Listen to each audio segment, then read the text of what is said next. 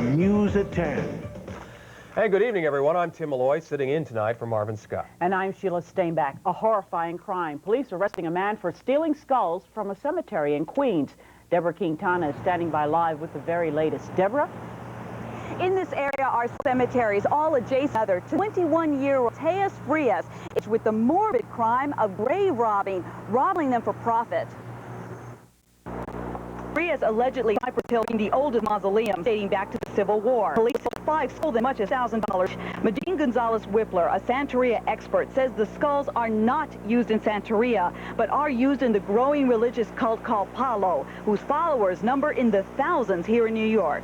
They used skulls and bones, particularly tibia, to fill in a large cartoon they call an enganga that they use to invoke the dead and in order to cast spells. Even after the main gates to the cemetery closed in the late afternoon, there are pretty obvious ways to sneak into here. Take a look at what we found around behind the cemetery. The neighbors say this fence has been torn down like this for years, and on any given night, 2, 3 in the morning, they spot people stalking into the cemetery through this downed fence.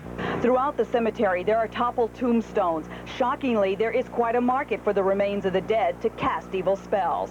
I know places in Manhattan, at least one place that sells skulls. I know that it's illegal, but at least one place that does it.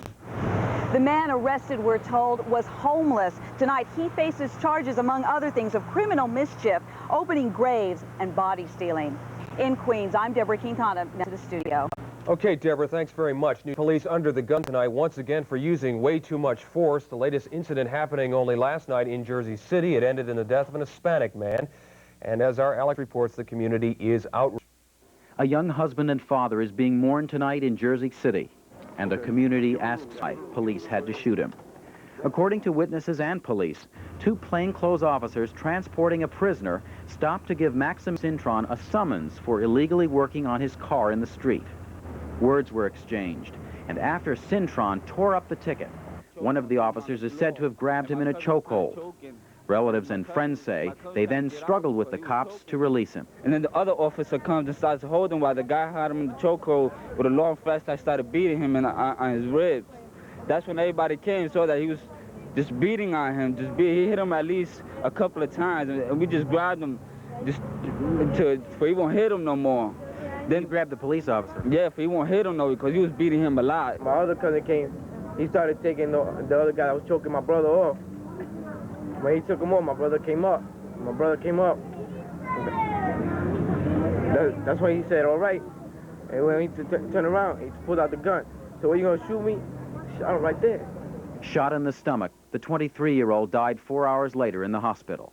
The family of Max Cintron is equally outraged about the treatment he received after he was shot. As he lay dying on the ground, his wife Maria came to give him mouth-to-mouth resuscitation. She was roughly pushed aside by the police, according to witnesses. Stop the killing now! Stop the killing now!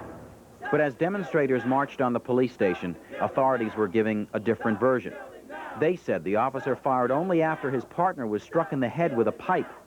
Hudson County prosecutor Paul D. Pascal says the incident is under investigation, but the medical evidence is clear. One officer has at least a concussion, if not a fractured skull, and a plastic surgeon was required to close wounds on his face. He had multiple trauma throughout his upper torso. The other officer sustained a fractured wrist along with multiple contusions and abrasions to his upper torso. So there's no question that, in my mind, at this point, based on indisputable medical evidence, that there was a melee going on at the time that shot was fired. No justice, no peace! No justice, no peace! The Hudson County prosecutor says he should have his investigation completed by tomorrow. Alec Roberts in Jersey City for Channel 11 News at 10. A Long Island man is under arrest tonight after allegedly running down a young girl while trying to solicit sex from a group of teenagers. Police say 41-year-old Jose Chacon of Central Islip was cruising for sex, propositioning teenagers with promises of $100 in ice cream. Allegedly, he struck a 14-year-old girl with his car. She's now in critical condition at Community Hospital.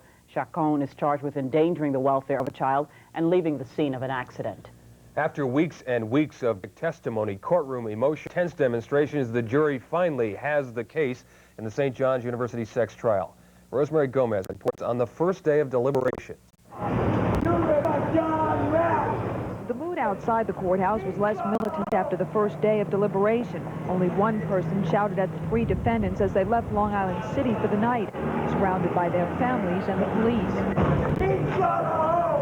The jury deliberated for about 5 hours. Then the judge told them they rest. But before calling it a night, the 6 men and 6 women reheard the testimony of Keith Weiserek. He was one of 3 eyewitnesses who testified he saw his friends sexually abuse a woman at an off-campus house plaza. The judge told jurors to consider 2 former St. John's students who testified against their friends as accomplices. And she told the jury they could not convict any of the defendants on strictly the testimony of Joseph Riley or Thomas Dean. Under the indictment, 23-year-old Walter Grabinowitz is facing the most counts, 12 in all, including sodomy by force and sexual abuse. 21-year-old Andrew Draghi faces 11 counts that include sodomy and sexual abuse. And 22-year-old Matthew Grandinetti faces 2 counts, sodomy and sexual